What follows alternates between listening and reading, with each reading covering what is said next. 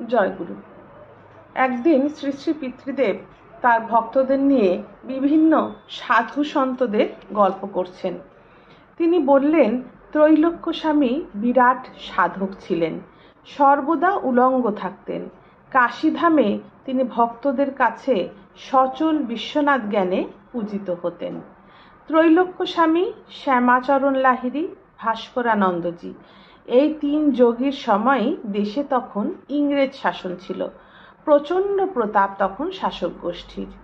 Sir William Lockhart তখন ভারতের commander in chief ছিলেন। স্বামী ভাস্করানন্দ তখন কাশীর আনন্দবাগে অবস্থান করছেন।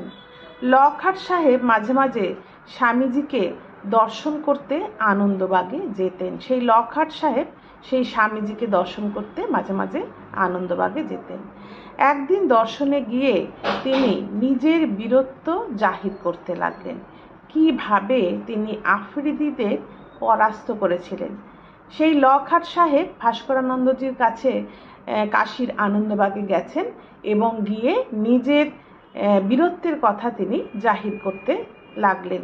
কিভাবে তিনি আফ্রিদিদের পরাস্ত করেছিলেন।